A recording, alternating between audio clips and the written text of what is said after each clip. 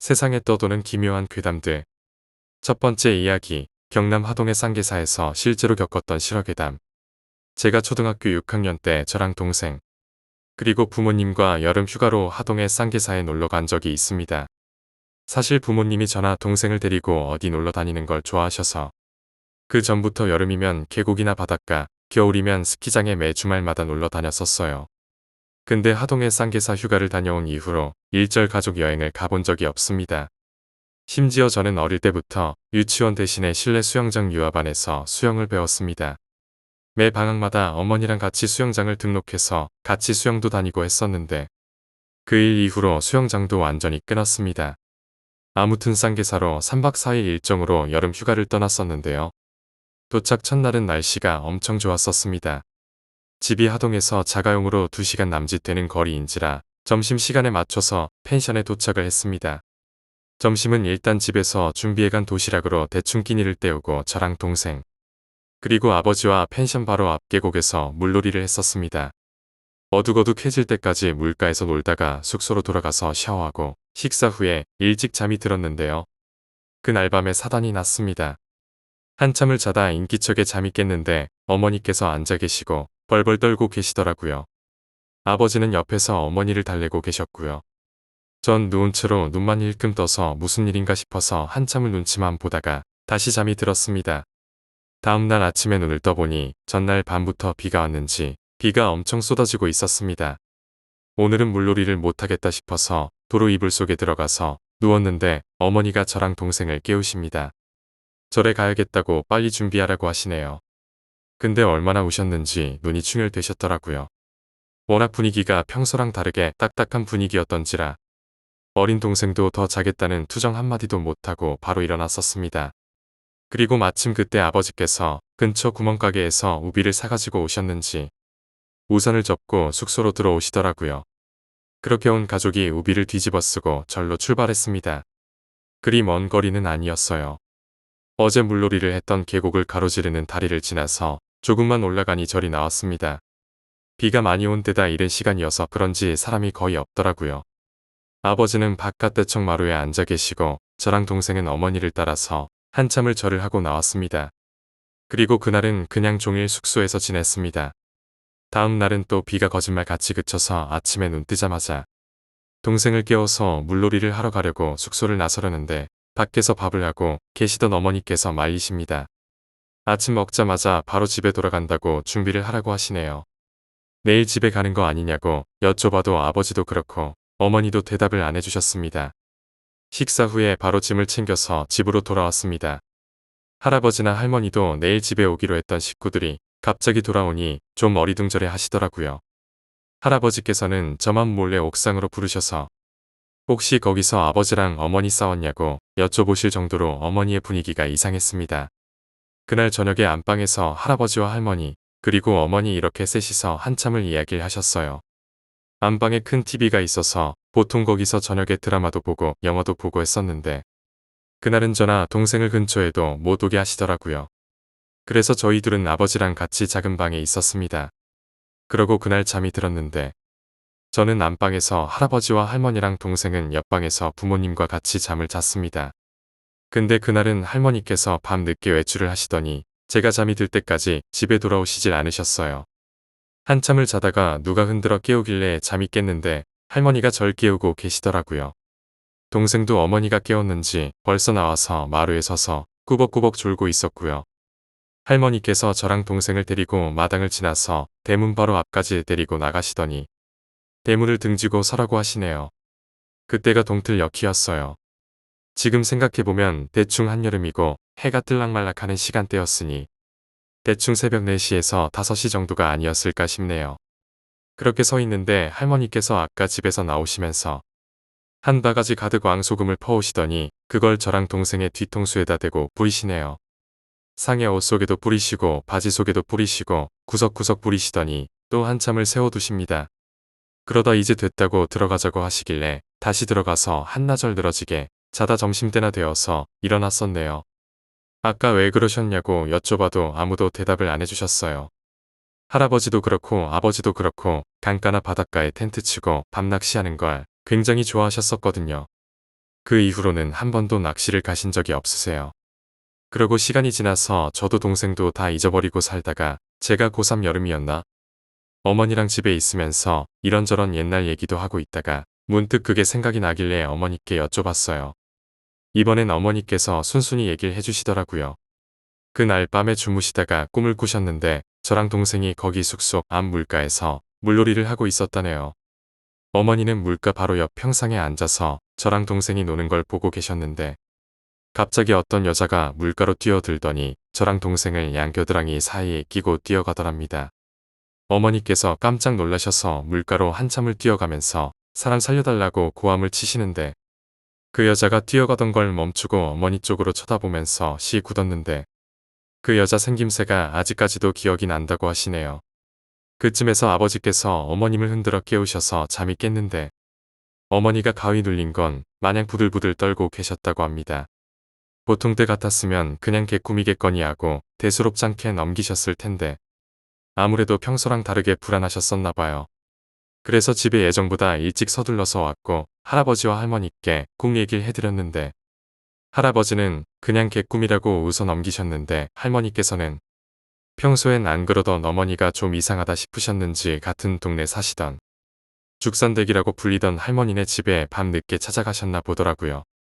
죽선댁으로 통하던 할머니는 흔히 얘기하는 보살로 불리던 그런 분이셨는데 그 얘기를 들으시고는 동이틀 무렵에 저랑 동생을 데리고 나가서 한 바가지 가득 푼 왕소금을 몸 구석구석 발라서 잡귀를 떼내야 된다고 하셨나 보더라고요. 지금도 어머니는 그때만 생각하시면 그쪽 동네 근처로는 발도 들이기 싫다고 하십니다. 두 번째 이야기, 동네의 사건. 요즘 들어 우리 동네에 괴한 사건이 계속 일어난다. 거의 매일 저녁 많은 사람들이 칼에 찔린다. 현실적으로 위험에 노출되면 경찰은 별 도움이 안 된다. 매일 저녁 편의점에 야식을 사러 가는 게 일상인 나는 만일에 대비해 칼을 주머니에 넣고 다닌다. 자기 몸은 자기가 지켜야 하니까 말이다. 여느 때처럼 오늘 밤도 편의점에 갔다. 아무도 없는 길을 걸어 돌아오는데 뒤에서 발소리가 가까워진다. 혹시 괴한 일까? 나를 앞질러 가서 배를 찌를 셈인가? 아니면 내 등 뒤에서 찌르려고 그러나? 나는 주머니 안에 든 칼을 꽉 쥔다. 발소리는 등 뒤를 바짝 쫓아온다. 헉헉하는 것은 숨결이 들린다. 순간 시선이 마주친다. 표정 없는 눈이 나를 바라본다. 나는 위험을 느끼고 그 놈보다 더 빨리 칼을 휘둘렀다. 오늘 밤에만 벌써 괴한 4명을 베었다. 이런 흉악범죄는 대체 언제 끝나려나. 세 번째 이야기, 마비. 제 누나 친구의 남자친구 이야기입니다. 저하고는 둘이서 술도 마시고 이런저런 얘기를 다 하던 사이였죠. 이 형님이 상병쯤 되었을 때였습니다. 그날이 빡센 훈련이 있던 날이어서 소대원들 모두 10시 땡치고 지침서등하니까 바로 골아떨어지는 분위기였답니다. 그 형님도 피곤해서 바로 잠들었고요. 그리고 그 형님이 꿈을 꿨는데 군대 오기 전 자기 동네였답니다. 근데 이상한 게 꿈의 배경빛이 회색이었습니다. 아스팔트 도로부터 하늘 색깔 그리고 건물들까지 전부 회색빛이었죠. 조금 걷다 보니 멀리서 사람 하나가 보였습니다. 가서 자세히 보니까 돌아가신 친할머니인 겁니다. 너무 반가워서 할머니를 끌어안고 왜 이제 오셨냐고 나 안 보고 싶었냐고 엉엉 울었답니다. 그러니까 그 할머니가 느닷없이 자기 손주 탄벌 해줘야겠다고 따라오라는 겁니다. 그 행님은 알았다고 따라가니까 한참을 걸었답니다. 쭉 가다 보니 온통 회색빛 건물들의 사이에 새빨간 건물 하나가 눈에 띄더랍니다. 할머니가 저기라고 끌고 가는 겁니다. 이때부터 이 행님이 뭔가 이상한 예감이 들었다고 합니다. 그래서 할머니한테 할머니 죄송한데 저 그냥 다음에 갈게요라고 하니까 할머니가 약간 화난 표정으로 일단 와보라고 닥달하시길래 어쩔 수 없이 따라갔답니다. 그 행님은 가게 안에 들어가니까 기분이 더 이상해졌습니다. 가게 안도 온통 새빨간 색에 파는 옷도 전부 빨간색인 겁니다. 할머니한테 이건 도저히 아닌 것 같다고 그냥 나가겠다고 하니까 할머니가 급하게 새빨간 티셔츠 하나를 꺼내서 입어보라고 하는 겁니다. 그 행님이 싫다고 그만하라고 하니까 할머니가 갑자기 소리를 지르면서 이번엔 새빨간 바지를 꺼내서 강제로 입혔답니다. 그리고 나서 꿈에서 깼는데 이런 이상한 꿈이 다 있었나 싶었대요. 온몸이 식은땀에 젖어 있고 갈증도 나서 물이나 마시고 자야겠다 하고 일어나려는데 몸이 움직이지 않는 겁니다. 그 행님이 놀라서 소리치니까 소대원들이 생활관에 불을 켜고 무슨 일인가 물어봤는데 움직일 수가 없다고, 몸이 안 움직인다고. 다리를 꼬집어봐도 때려봐도 아무 느낌이 없었대요. 다음날 국궁병원에 가서 진찰 받아보니까 원인 모를 하반신 마비. 그 행님은 결국 의가사 제대했습니다. 가끔씩 그 행님을 보는데 볼 때마다 안쓰럽습니다. 네 번째 이야기, 기묘한 임신. 내 몸에 일어났고 지금도 나를 괴롭히고 있는 체험에 관해 이야기하려고 합니다. 매일 아침 6시쯤 되면 나에게는 이상한 일이 일어납니다. 대체로 일어나기 20분에서 30분 전에요. 잠을 청하고 있으면 그 사이 몸 위에 누군가가 올라타려는 것입니다. 그것은 머리로는 인식하고 있지만 의식은 확실하지 않습니다. 게다가 가위에 눌린 것처럼 몸도 내 의지대로 움직일 수 없습니다. 귓가에서는 너는 내 여자야 라고 기분 나쁜 속삭임이 계속 울려 퍼지고 하반신이 마비되어 버립니다. 처음에는 그냥 기분 나쁜 꿈이네라고 생각하고 넘어가곤 했습니다. 하지만 점점 그런 일이 일어나는 게 한 주에도 서너 번씩으로 늘어나자 불안해지기 시작했습니다. 게다가 잠에서 깨어나면 반드시 속옷이 벗겨져 있었습니다. 가위에 눌린 것처럼 나 자신은 전혀 움직일 수가 없는데도요. 속옷이 벗겨져 있었다니. 도대체 무슨 일이 있었던 것일까요? 마치 이상한 짓이라도 당한 것 같아서 나는 무척 기분이 나빴습니다. 그 현상은 언제나 잠에서 깨기 직전에 일어났기 때문에 나는 그 후 하루 종일 완전히 지쳐버립니다. 2개월가량 그 현상에 시달리며 내 체중은 43kg까지 떨어졌고 체력도 매우 떨어졌습니다. 게다가 그 와중에 생리마저 멈춰버렸습니다. 그것도 3달이나 연속으로요. 이상하다고 생각한 나는 산부인과에 찾아가 진찰을 받았습니다. 그러자 임신 중이시네요. 라는 청천벽력 같은 소리를 들은 것입니다. 나는 도저히 믿을 수가 없어서 절대로 그럴 리가 없어요. 라고 부정했습니다. 하지만 의사는 틀림없는 임신의 징후입니다. 그런데 이상한 것이 뱃속에는 아무것도 없어요. 라고 대답하는 것이 아닙니까? 이런 일이 있을 수가 있을까요? 그러나 그 후로 서서히 나의 배는 부풀어 오르기 시작했습니다. 나는 거기서 이전에 겪었던 그 이상한 사건을 떠올렸습니다. 그 괴상한 꿈은 현실이었던 것일까? 실제로 누군가에게 범해졌던 것은 아닐까? 하면서요. 바짝 말라버린 몸과는 달리 배만 만삭처럼 부풀어 오른 내 모습은 나에게도 충격이었습니다. 나는 일을 그만두고 고향의 본가로 돌아갔습니다. 그리고 임신으로 판정받은 지 10개월이 지나갈 무렵에 어느 날 나는 갑자기 맹렬한 복통에 시달리며 하루 종일 아파하다 흰 빛을 띠고 있는 액체를 토해냈습니다. 그러자 한껏 부풀어 올라있던 배는 원래대로 돌아왔습니다. 그 모습을 보고 걱정한 친척 아주머니 한 분이 어느 영감이 강한 사람에게 상의를 했다고 합니다. 그러자 그 사람은 그건 바로 망령의 어린아이야 라고 소리쳤다고 합니다. 그 사람의 말에 의하면 망령과의 관계로 임신했을 때와 비슷한 현상이 일어났지만 정자가 없기 때문에 태내에서 아이는 자라지 않는다는 것입니다. 나는 이런 이상한 체험과 미혼인데도 임신을 했다는 것 때문에 고향에서 좋지 않은 소문에 시달리고 있습니다. 몸도 여전히 후유증에 시달리고 있어서 지금은 밖에 외출도 못하고 집에 박혀 있을 뿐입니다. 다른 여성분이 나 같은 체험을 하게 된다면 최대한 빨리 영능력자 같은 분들에게 상담을 받아보시기 바랍니다. 나도 조기에 원인을 밝혀냈다면 이런 꼴은 되지 않았을 텐데요. 5번째 이야기, 대낮에 저승사자를 보았다. 그 당시 저는 PC방에서 매니저를 맡아 일을 하고 있었고 저녁 10시에 출근해서 아침 9시에 퇴근했습니다. 매일 야간이라 잠은 낮에만 잤고요. 집이 평수가 크지 않아 아버지와 어머니는 안방을 쓰시고 동생은 작은 방, 저는 거실에서 생활을 했습니다. 거실을 방처럼 꾸며놓아서 거실 같지 않게 보였죠. 보통 12시쯤 잠이 들곤 하는데 그날도 비슷하게 잠들었고요. 제 방에는 대나무를 엮어 돗자리 형태로 만든 돗자리가 깔려 있었습니다. 그 대나무가 여름에는 시원하긴 하죠. 발로 밟아서 비비면 척척하는 소리가 납니다. 잠을 자던 중 머리 위에서부터 척척거리는 소리가 나더군요. 지금도 그때를 떠올려 생각하니 소름이 돋습니다. 그 소리는 엄청 빨랐습니다. 1초당 5번 정도 들렸다고 해야 할 정도로요. 그 소리에 놀라 자다가 깬 후 눈을 멀뚱멀뚱 뜨고 있었고요. 벽을 보며 있었고 한마디로 뒤통수 위쪽부터 소리가 나고 있던 겁니다. 다른 소리였으면 뒤돌아 확인을 할 텐데 소리 자체가 공포 그 자체여서 뒤돌아보지도 못했습니다. 그렇게 5분 정도가 흐르니 그 소리는 허리쯤까지 내려왔더군요. 그리곤 고개를 돌려 소리의 원인을 보는 순간 몸이 얼어버린 거죠. 이 대나무 소리가 저승사자라는 걸 느꼈죠. 하지만 절대 잠결이 아니라는 것. 잠은 진작에 깨고 혼자 벌벌 떨었다는 것. 그 소리가 나는 곳을 돌아보고 나서 몸이 얼어버린 이유는 저승사자가 서서히 대문 쪽으로 향해 가더군요. 방은 베란다 쪽이고요. 한마디로 베란다로 통해 들어와 현관문 쪽으로 들어가는 상황이었죠. 지금까지 처음 보는 저승사자의 모습이었고요. 정말 갓을 쓰고 검은 천을 휘두른 듯한 모습이었습니다. 뒷모습만으로도 엄청난 공포감이 형성되더군요. 현관문으로 통과해서 사라지는 모습을 보고 힘이 풀려 그대로 잠들었고요. 동생은 그 당시 학교에 있었고 아버지는 출근 중, 어머니도 출근 중이라 집에는 저 혼자였죠.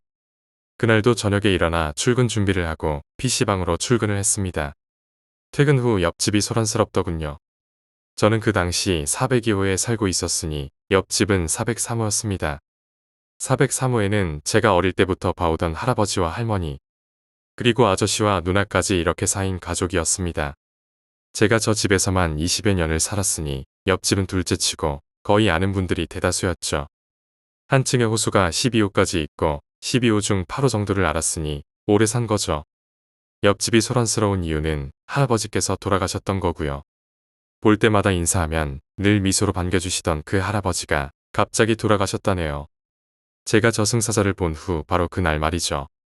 정말 그 일을 잊을 수가 없네요.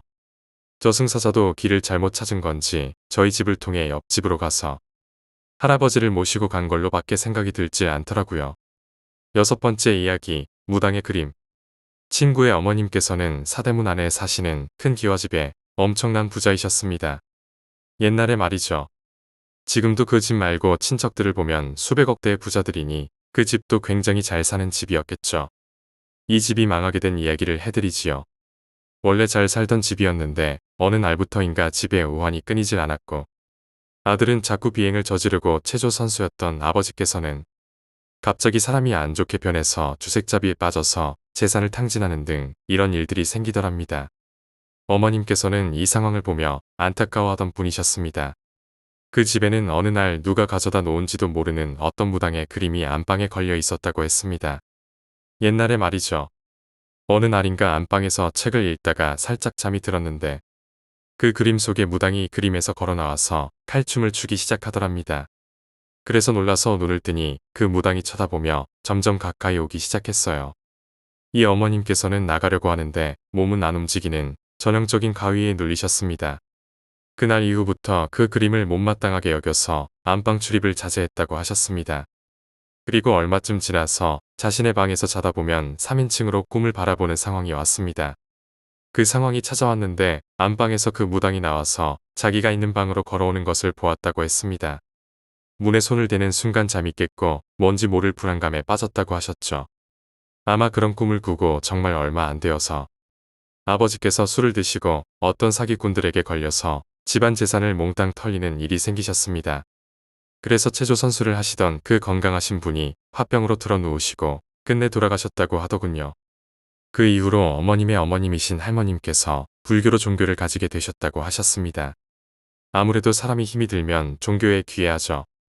그렇게 지내는데 어느 날은 스님이 할머님께 집에 안 좋은 일이 있으신 것 같다고 하시더군요. 그래서 할머님은 왜 절에 다니게 됐는지를 설명하시고 스님이 집에 한번 같이 가보자고 하시더군요.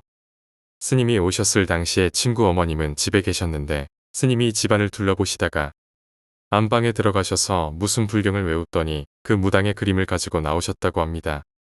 그래서 할머님이나 친구 어머님께서 그 그림이 무슨 문제가 있냐고 하시니 스님께서 그림을 2분 가까이 가져갔습니다. 그때 어머님께서 보신 것은 그림 속 무당의 머리카락이 검은색으로 그려져 있는 것이 아니라 진짜 머리카락이 한 올 한 올 심어져 있는 것이었습니다. 보면서 소름이 돋아서 소리를 질렀다고 하시더군요. 그림은 스님이 가져가셨고요. 그 그림 때문인지는 모르나 일단 집안은 망했고 솔직히 아주 망한 것은 아니다. 예전처럼 산다는 것은 불가능해졌죠. 그림의 내막 같은 것은 모르고 있으나 중요한 것은 가족들 중에 누구도 그 그림이 어디서 나와서 안방에 걸려 있는지 몰랐었다고 합니다. 7번째 이야기, 이 세계로 가는 기묘한 엘리베이터. 나는 6층에 살았기에 언제나 엘리베이터를 탔다. 계단으로는 내려가는 것이라면 몰라도 올라오기는 꽤 힘드니까 말이다. 하지만 아무리 힘들다 해도 요즘 나는 계단으로만 다니고 있다. 대학교 강의가 없던 어느 평일 오후 나는 편의점에서 먹을 것을 사오려고 방을 나섰다. 1층까지 내려가기 위해 나는 당연히 엘리베이터를 타기로 했다. 엘리베이터는 꼭대기층인 8층에 멈춰 있었고 누군가 타거나 내리려고 하는 것 같았다. 나는 내림 버튼을 누르고 엘리베이터가 오기를 기다렸다. 열린 엘리베이터 문 안에는 중년의 아줌마가 한 명 있었다. 아마 8층의 거주자였을까. 그동안 몇 번 보았던 사람이었다. 나는 가볍게 인사를 하고 엘리베이터에 올라탔다. 1층의 버튼은 이미 눌려져 있었다. 4층에서 한번 엘리베이터가 멈추고 택배를 배달하는 형씨가 탔다. 3명 모두 1층으로 내려가고 있었다. 하지만 엘리베이터는 갑작스럽게 3층과 2층 사이에서 멈춰서고 말았다. 순간적으로 중력의 무게가 느껴진다. 나를 포함해 엘리베이터 안에 3명은 서로 얼굴을 마주 보았다. 고장일까? 정전은 아닌 것 같다. 엘리베이터 안의 조명은 여전히 켜진 채다. 무슨 일일까요? 라고 내가 중얼거리자 아줌마도 택배 기사도 고개를 갸웃거린다. 잠시 기다려도 엘리베이터는 움직이지 않았다. 택배 기사가 행동하기 시작했다. 그는 도움 버튼을 눌렀다. 하지만 대답이 없다. 도대체 뭐가 어떻게 된 거야? 라고 택배 기사가 짜증을 냈다. 택배 기사의 의문은 나의 의문이기도 했다. 아마 실제로는 몇 분 흐르지도 않았을 것이다.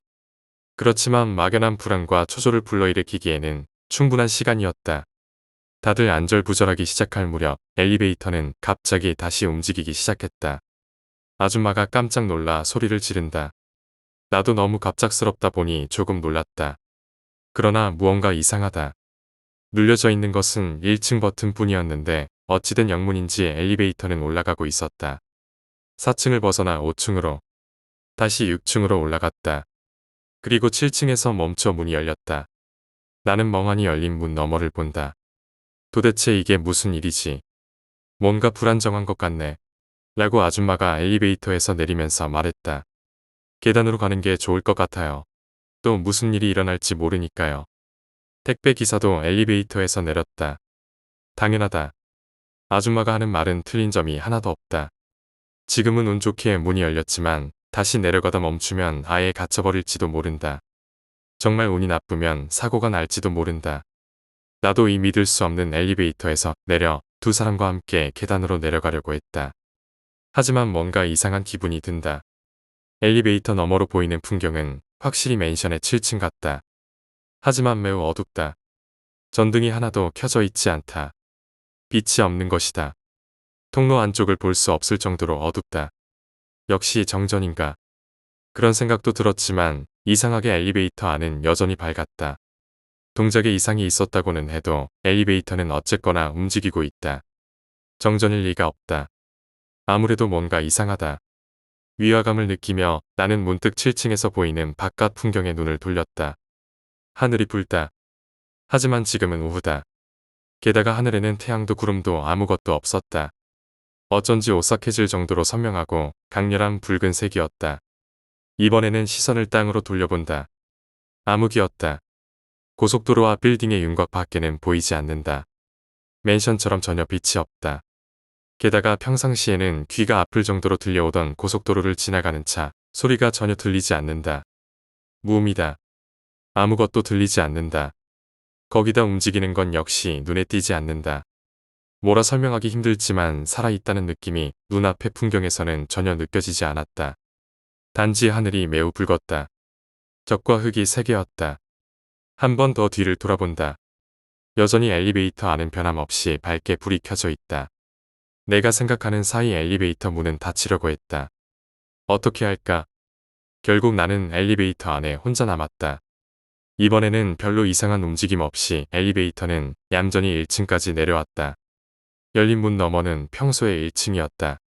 사람들이 다니고 차가 달린다. 온갖 생활 소음이 들리는 평범한 오후다. 익숙한 일상이었다. 나는 안도했다. 이제 괜찮다. 나는 직감적으로 그렇게 생각하며 엘리베이터에서 내렸다. 마음이 가라앉자 아까 먼저 내린 두 사람이 신경 쓰였다. 나는 계단에서 두 사람이 내려오길 기다렸다. 그러나 아무리 기다려도 내려오는 사람은 없었다. 15분이 지나도록 아무도 내려오지 않았다. 계단을 내려오는데 그만큼 시간이 걸릴 리가 없다. 나는 몹시 무서워져서 밖으로 나갔다. 그 자리에 있고 싶지 않았다. 그날 이후 나는 엘리베이터를 타고 싶어도 탈 수가 없다. 지금은 다른 맨션으로 이사를 했지만 어디를 가던 계단으로만 다닌다. 계단은 어쨌거나 건물에 붙어 있으니 다른 세상으로 가버리지는 않을 테니까. 하지만 엘리베이터는 다르다. 나는 지금도 그것이 이 세계로의 문이 열렸던 순간이라고 믿고 있다.